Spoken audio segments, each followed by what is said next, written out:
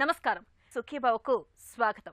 ఈరోజు సుఖీభవలో చిగుళ్ల జబ్బుతో కీళ్లకు తంట, మత్తు పదార్థాల వాడకంతో పిల్లల మెదడులో తేడాలు, రాగి పాత్రల్లో నీరు ఎందుకు శ్రేష్టం, అమ్మాయిలలో అబ్బాయి గొంతు, ఇంకా హెల్త్ టిప్. చిగుళ్ల జబ్బుతో కీళ్ల నొప్పులు తలెత్తుతాయా? ఈ ప్రశ్నకు అవుననే సమాధానం చెబుతున్నారు డాక్టర్లు. ఎక్కడి చిగుళ్ళు, ఎక్కడి కీళ్లు? చిగుర్లు ఉబ్బితే కీళ్ల నొప్పి తలెత్తడమేంటి? ఆశ్చర్యంగా అనిపించినా ఇది నిజమే. రెండు వేరువేరు జబ్బులే అయినా చిగుళ్ళు, కీళ్ల మధ్య అవినాభావ సంబంధం ఉంటుందని, ఒకటి జబ్బు పడితే మరొకటి కూడా అదే దారిలో నడుస్తుందని పరిశోధనలు చెబుతున్నాయి. చిగుళ్లను ఆరోగ్యంగా ఉంచుకుంటే కీళ్లవాతం వచ్చే స్వభావం ఉన్న జబ్బుగా మారకుండా చూసుకోవచ్చని అనుభవాలు నిరూపిస్తున్నాయి. ఈ నేపథ్యంలో చిగుళ్ల జబ్బుతో కీళ్ల నొప్పులు, కీళ్లవాతం ఎలా మొదలవుతుందో ఇప్పుడు తెలుసుకుందాం.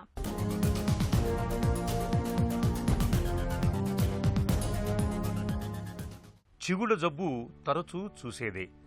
చిగుళ్ళు ఉబ్బటం, నొప్పి, రక్తం రావటం వంటి వాటితో చాలామంది ఇబ్బంది పడుతూ ఉంటారు. సాధారణంగా మనం తినే ఆహార పదార్థాల ముక్కలు దంతాల మధ్యలో చిక్కుకుపోతూ ఉంటాయి. సరిగా శుభ్రం చేసుకోకపోతే అక్కడ బ్యాక్టీరియా పెరిగి పొరలా ఏర్పడుతుంది.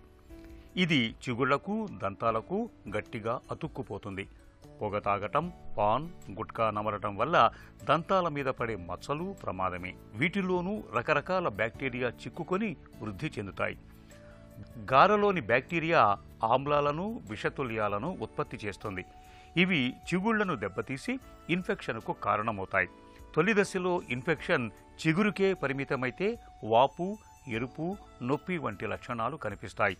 తగు చికిత్స తీసుకోకపోతే సమస్య తీవ్రమై పెరియోడాంటైటిస్ తలెత్తుతుంది. ఇందులో ఇన్ఫెక్షన్ దంతాలకు దన్నుగా నిలిచే కణజాలానికి, దవడ ఎముకకు వ్యాపిస్తుంది. చిగుళ్ల జబ్బు అక్కడికే పరిమితమని అనుకోవటానికి లేదు. చిగుళ్ల ఇన్ఫెక్షన్ అనేది గుండె జబ్బు, మధుమేహం, అల్సర్లు, కిడ్నీ జబ్బుల వంటి వాటిని ఉధృతం చేస్తున్నట్టు బయటపడింది. ఇది ఇప్పుడు కీళ్లను వదలటం లేదు. మామూలు కీళ్ల నొప్పులోనే కాదు, కీళ్లవాతం సమస్యలోనూ ఇది పాలు పంచుకుంటూ ఉండటం గమనార్హం. మన చిగుల జబ్బు మన చిగుళ్ళకే కాకుండా ఇతర అవయవాలకు కూడా దెబ్బతీస్తుంది. ఇందులో చాలామందికి తెలియంది ఏంటంటే ఈ చిగుల జబ్బు వల్ల మన కీళ్ళ నొప్పులు, ఆర్థరైటిస్ కూడా వచ్చే అవకాశం ఉంటుంది. సో చిగుల జబ్బు మొట్టమొదటి దశలో దీని చిగుల్లో వాపు రావటం అంటే జింజివైటిస్ అంటాం. అలాగే సెకండ్ దశలో చిగుల్లో నుండి దాని లోపల ఉన్న ఎముక భాగాన్ని కూడా వ్యాపిస్తుంది. అలాంటప్పుడు ఆ చిగుల్లో నుండి చీము రావటం అనేది చూస్తాం. దీని రెండో దశలో దీని పెరియోడాంటైటిస్ అని అంటాం. అలాగే మన కీళ్ళ నొప్పులు అంటే జాయింట్స్, మన జాయింట్స్లో ఇన్ఫ్లమేటరీ రెస్పాన్స్ అంటే దాంట్లో వాపు రావటం, నొప్పి వస్తే కానీ ఆర్థరైటిస్ అని అంటాం. సో ఈ ఆర్థరైటిస్లో మనకు ఆస్టియో ఆర్థరైటిస్ కావచ్చు, అంటే ఏజ్ రిలేటెడ్గా, అలాగే రుమటాయిడ్ ఆర్థరైటిస్ కావచ్చు.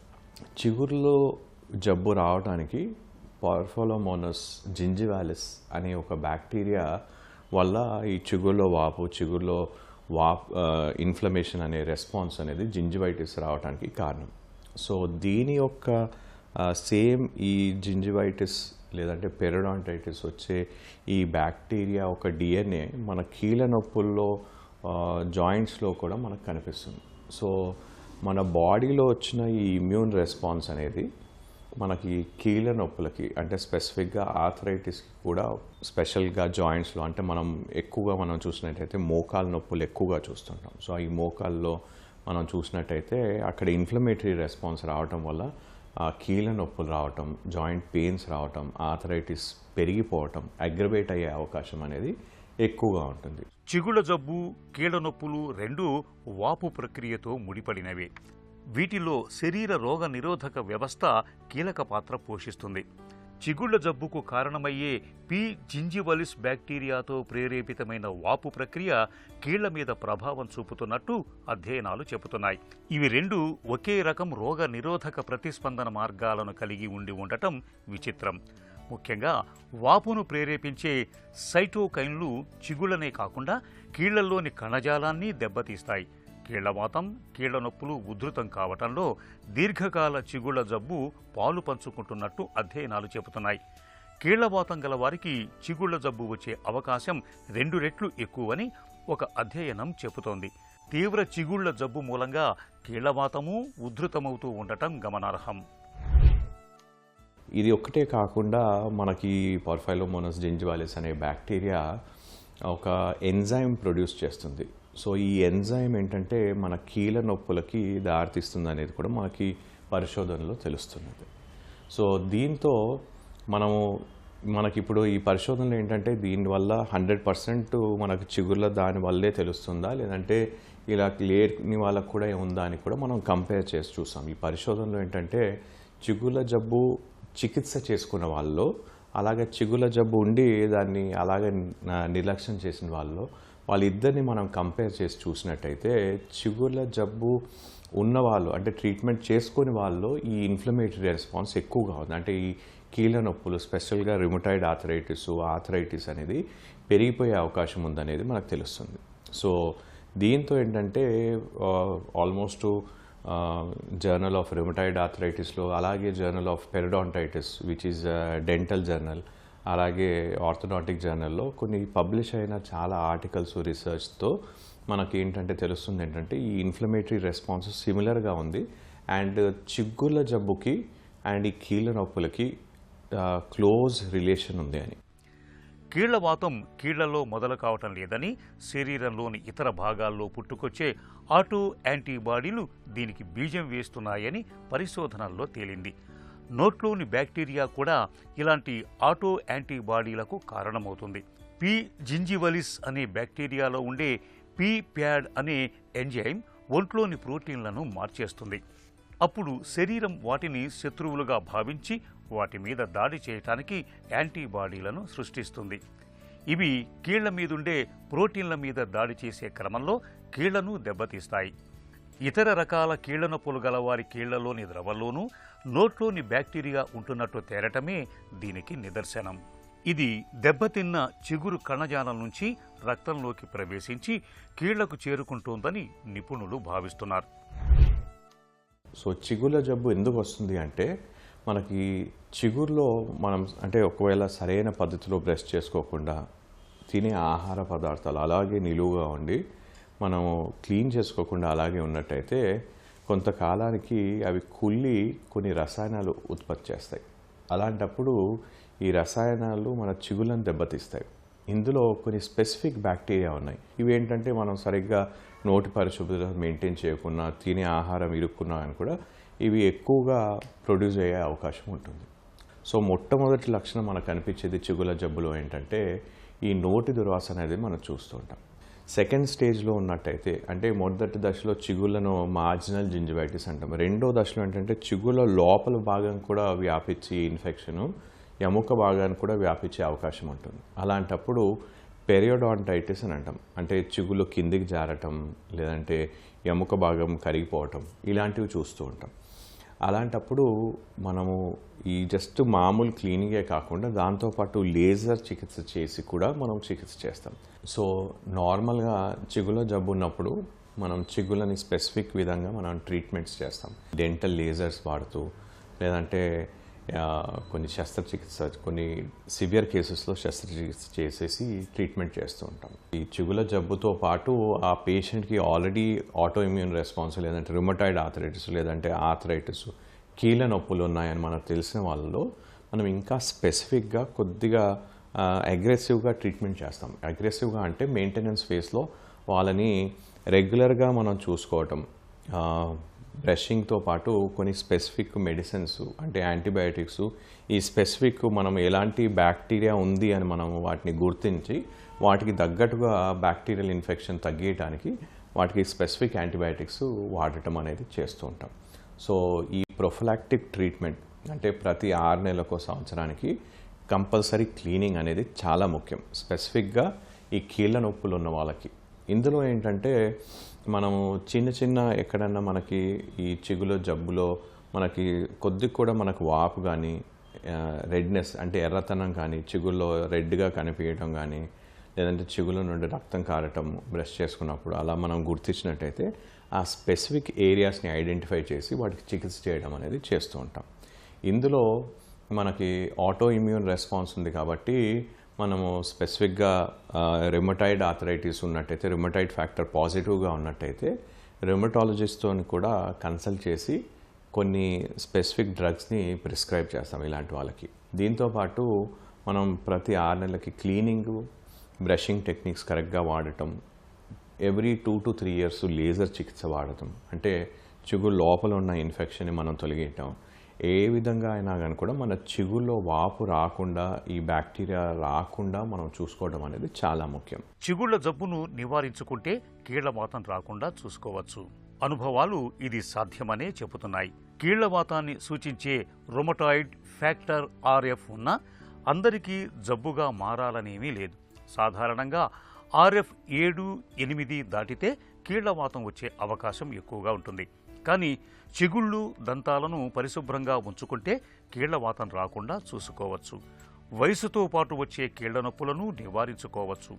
అందువల్ల తరచూ దంతవైద్యుణ్ణి సంప్రదించి పరీక్షించుకోవాలి. చిగుళ్ల జబ్బును త్వరగా గుర్తిస్తే చికిత్స తేలికవుతుంది. రాత్రి పడుకునే ముందు, ఉదయం నిద్రలేచాక రోజుకు 2 సార్లు బ్రష్తో పళ్లను తోముకోవాలి. రాత్రిపూట సన్నటి దారంతో పళ్ల మధ్య చిక్కుకున్న ఆహారాన్ని శుభ్రం చేసుకోవాలి. ప్రతి 6 నెలలకో ఏడాదికో నిపుణులతో దంతాలను శుభ్రం చేయించుకోవాలి. పళ్ళు తోముకుంటున్నప్పుడు రక్తం వస్తుంటే నిర్లక్ష్యం చేయరాదు. నొప్పి, ఉబ్బు కనిపిస్తే వెంటనే డాక్టర్ను సంప్రదించాలి. హెల్త్ న్యూస్ మీకోసం.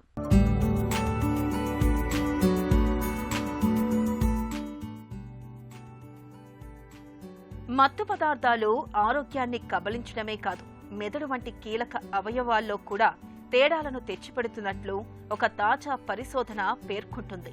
ముఖ్యంగా 15 ఏళ్ల వయసు వచ్చేలోపే మద్యం, గంజాయి వంటి మత్తు పదార్థాలకు అలవాటు పడే పిల్లల్లో మెదడు నిర్మాణంలో విస్పష్టమైన వైరుధ్యాలు కనిపిస్తున్నట్లు అమెరికాలోని వాషింగ్టన్ విశ్వవిద్యాలయానికి చెందిన శాస్త్రవేత్తల పరిశోధనలో తేలింది. మెదడు పరిమాణం పెద్దగా ఉండడం, ప్రీఫాంటల్ కార్టెక్స్ సన్నగా ఉండడం వంటివి ఇందులో ఉన్నట్లు వెల్లడైంది. ఈ తేడాల్లో కొన్ని వారు మత్తు పదార్థాలకు అలవాటు పడక ముందు నుంచే ఉన్నాయని శాస్త్రవేత్తలు తెలిపారు. వీటికి జన్యు, పర్యావరణ అంశాలు తోడై వారిని దురలవాట్ల బారిన పడేలా ప్రేరేపించవచ్చని పరిశోధకులు పేర్కొంటున్నారు. వీటిపై లోతైన పరిశోధనల ద్వారా మాదక ద్రవ్యాల కోరల్లో చిక్కుకున్న టీనేజర్లకు విముక్తి కల్పించడానికి మెరుగైన వ్యూహాలను అభివృద్ధి చేయొచ్చని శాస్త్రవేత్తలు అంటున్నారు. పరిశోధనలో భాగంగా అమెరికా వ్యాప్తంగా 9,804 మంది పిల్లల MRI స్కాన్లను పరిశోధకులు విశ్లేషించారు. అప్పుడు వీరి వయసు 9 నుంచి 11 ఏళ్ల మధ్యలో ఉంది. ఆ తర్వాత 3 ఏళ్ల పాటు వారిని పరిశీలించారు. పరీక్షార్థుల్లో 3,460 మంది 15 ఏళ్ల వయసు వచ్చేలోగానే మత్తు పదార్థాలకు అలవాటు పడ్డారు. మత్తు పదార్థాల బారిన పడని వారితో పోలిస్తే వీరి మెదడు నిర్మాణంలో 5 మార్పులను శాస్త్రవేత్తలు కనుగొన్నారు. ఈ అవయవంలోని నిర్దిష్ట ప్రాంతాల్లో అదనంగా 39 వైరుధ్యాలు కనిపించాయి. వాటిలో 22 తేడాలు కార్టెక్స్ మందానికి సంబంధించినవే ఉన్నాయని పరిశోధకులు తెలిపారు. ఓల్డ్ ఈజ్ గోల్డ్ అన్నట్లుగా మళ్లీ మన పూర్వీకుల అలవాట్లు ప్రాముఖ్యం సంతరించుకుంటున్నాయి. ఆరోగ్య స్పృహ పెరగడంతో ఇవాళ చాలా మంది రాగి పాత్రల్లో నీళ్లను నిల్వ ఉంచుకుని తాగేందుకు మొగ్గు చూపుతున్నారు. ప్లాస్టిక్ బాటిళ్ల స్థానంలో రాగితో తయారైన బాటిళ్ల వాడకం ఇప్పుడిప్పుడే పెరుగుతుంది. ఈ నేపథ్యంలో అసలు రాగి బాటిళ్లలో నీళ్లు నింపుకుని తాగే అలవాటు మన ఆరోగ్యానికి ఏ విధంగా మేలు చేస్తుందో ఇప్పుడు తెలుసుకుందాం.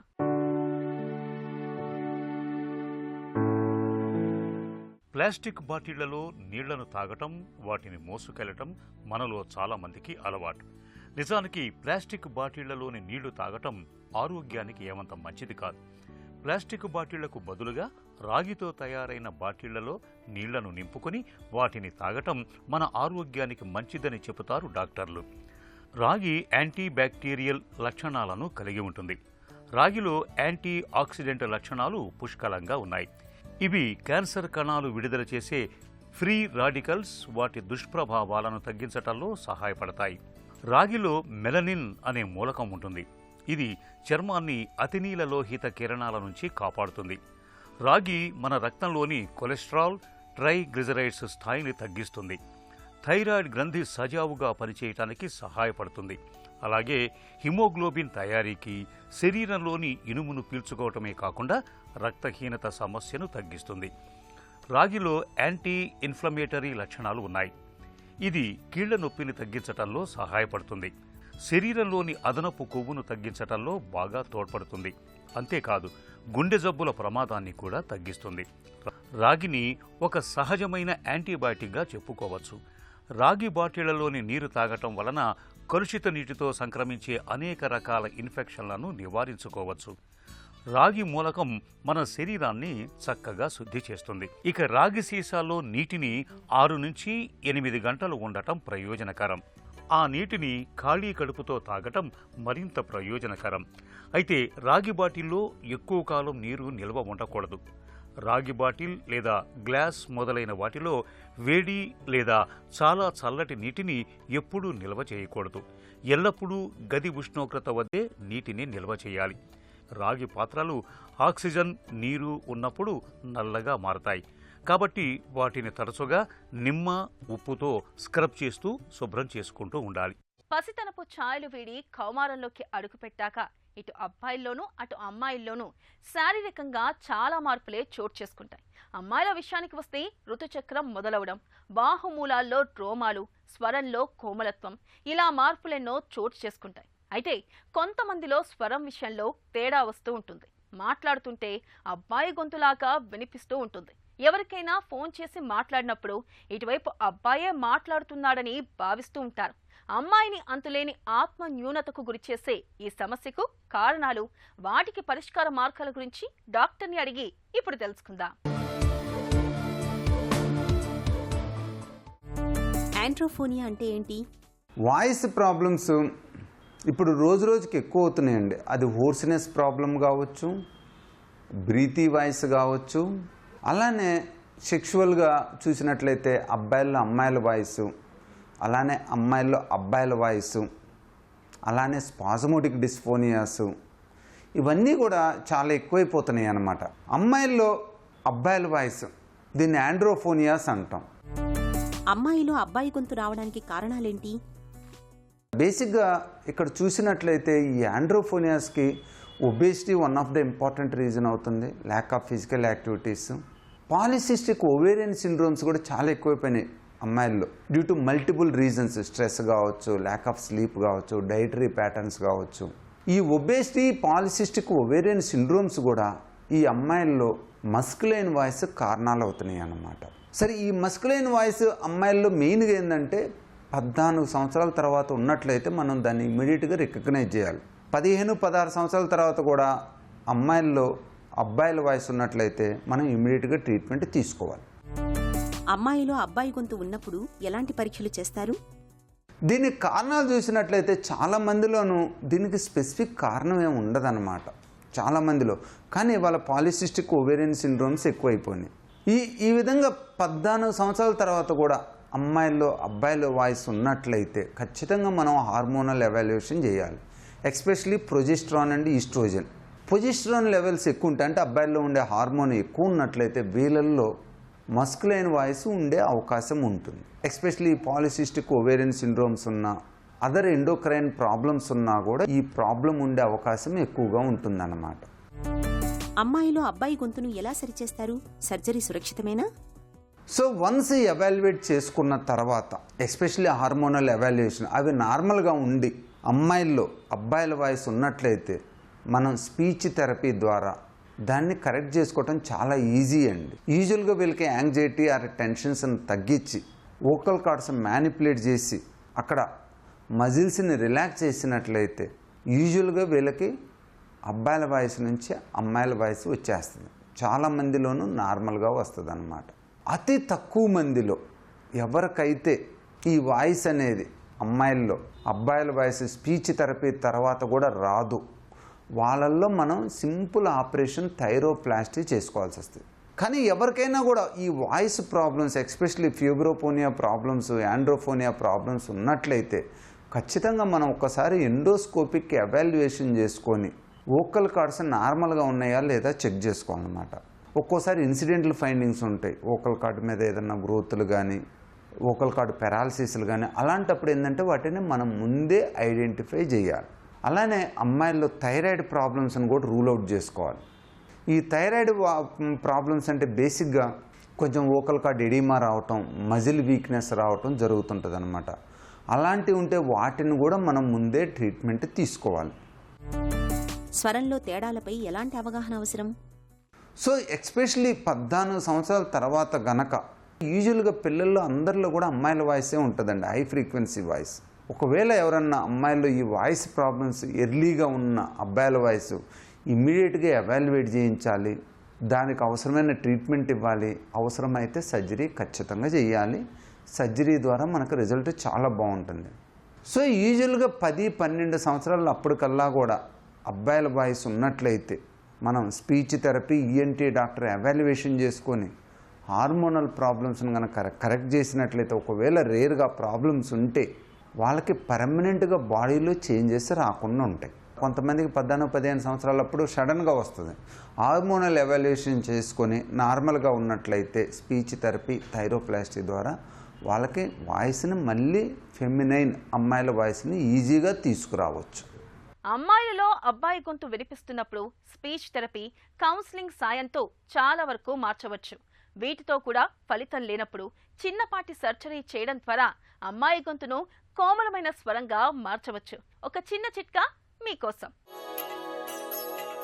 కడుపు మంటగా ఉండి వాంతులవుతున్నప్పుడు గుంటగలగరాకు చూర్ణానికి కొద్దిగా కరక్కాయ చూర్ణాన్ని, కొంచెం పాత బెల్లాన్ని కలిపి తీసుకోండి. కడుపులో మంట, బాధలు ఇట్టే తగ్గిపోతాయి.